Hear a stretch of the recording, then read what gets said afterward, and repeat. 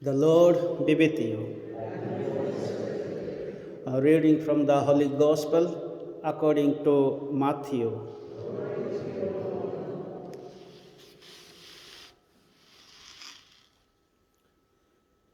When Jesus went into Capernaum, a centurion came up and pleaded with him.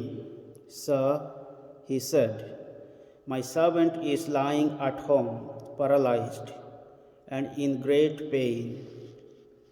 I will come myself and cure him," said Jesus.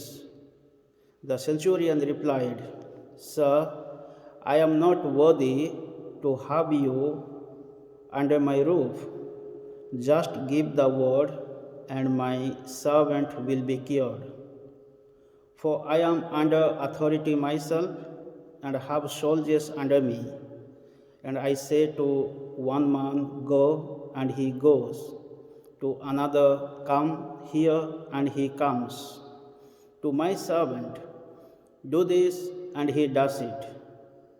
When Jesus heard this, he was astonished and said to those following him, "I tell you solemnly, nowhere in Israel have I found faith like this.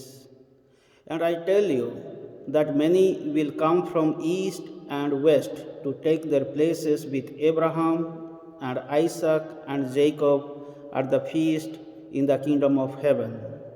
But the subjects of the kingdom will be turned out into the dark, where there will be weeping and grinding of teeth." And to the centurion, Jesus said, "Go back, then you have believed.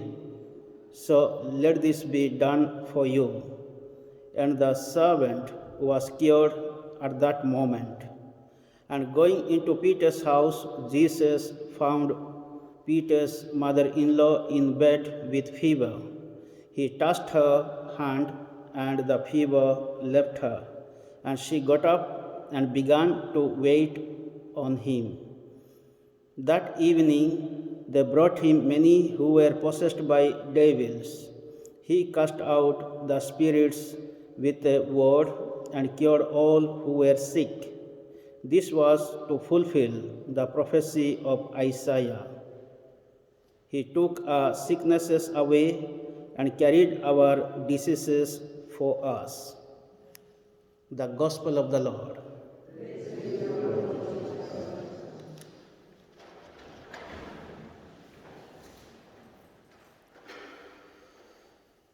In today's Gospel, we find Jesus heals the servant of a centurion. Also, he heals the mother-in-law of Peter, and he also cast out so many evil spirits who were possessed. So in this passage we find the great faith of a centurion who was known as a pagan or Gentile. And he comes to Jesus and pleading for his servant's healing. In today's society, how many people are worried about or concerned about their servants or slaves or the workers? So in this case, we find this man, this centurion, having a good heart and mind, and he is having great concern about his servant, one who is suffering, one who is ill.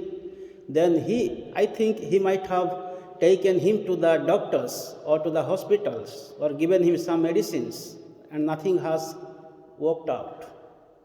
Then finally he has gone to Jesus. Maybe he might have heard about Jesus. So that is what we see here. As soon as he saw Jesus, he said, "Sir, my servant is ill, and seriously ill. Please say a word, he will be healed." Then Jesus said, I will come to your house.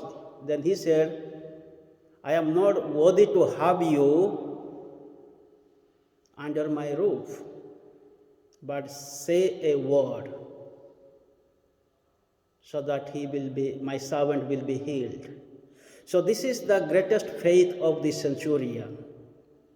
In yesterday's gospel, Jesus touched the leper and he healed. The physical contact was there, physical presence of Jesus was there. In today's gospel, we don't find the physical presence of Jesus be the patient. So Jesus is far away from the sick person. And now, this centurion is telling, say a word, say the word. This is very, very important.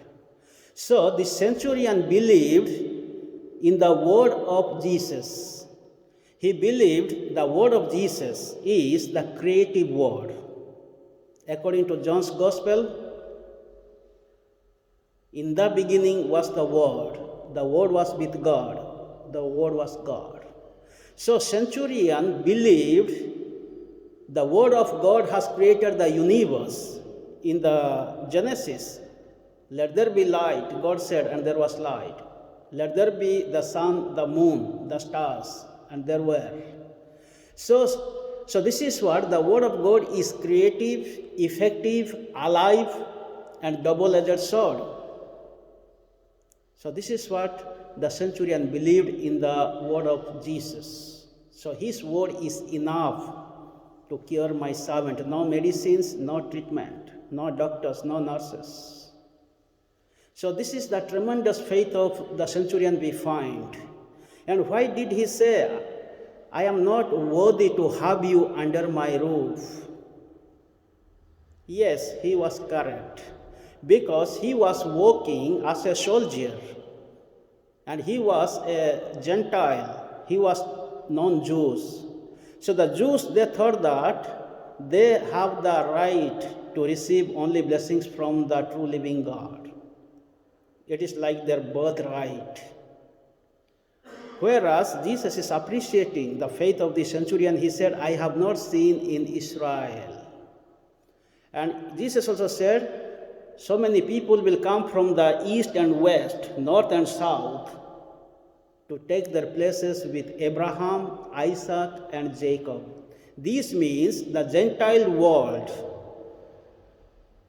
can come to believe in the true living God. Whereas people, those who are following the true living God initially, now by this time they have forgotten, and they will be thrown out. This is what the gospel is telling.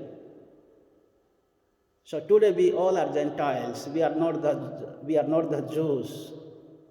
But let us not think today, sometimes being Christians, being Catholic, we are thinking that by baptism, by confirmation, by other sacraments, when I take part in the Mass, I have got right to receive the salvation.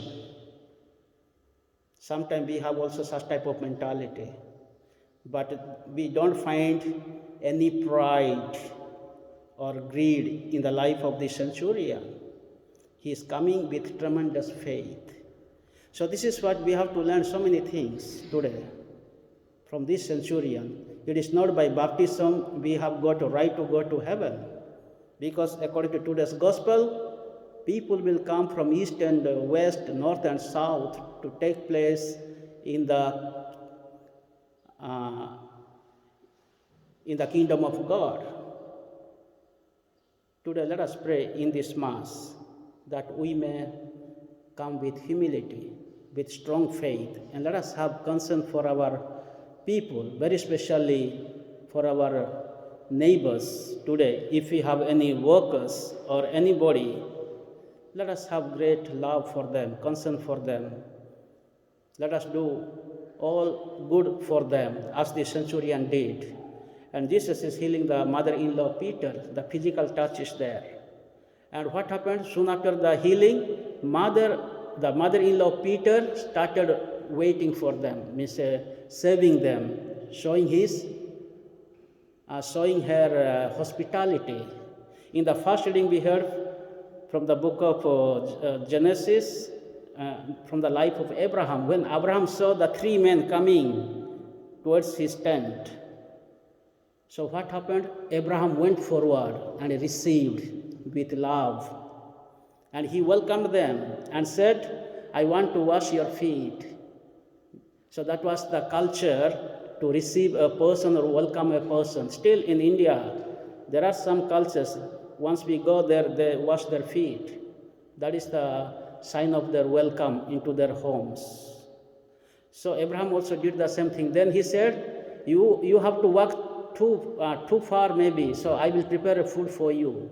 So what we see here in the life of Abraham and Sarah, they welcomed the strangers. They did not know the person was coming from God or from where, but as the strangers, he welcomed them.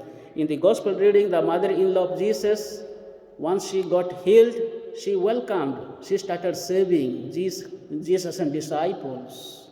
So this is what we need to learn, how to have the heart of generosity, how to welcome, how to receive people, very especially the strangers. And let us think, how many people have entered our houses? How many people do we have welcomed? How many strangers we have met?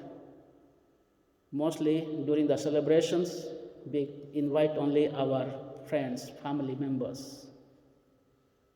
If the strangers are welcomed in our homes, God is present. So this is what Mother Teresa of Calcutta did. I see the face of Jesus in the lives of the destitutes, the poor, the strangers. So our God is God of all, God of love and mercy. Let us pray in this Holy Mass that we may have the heart of generosity, heart of great faith, heart of love for our brothers and sisters, very especially for the poor and needy.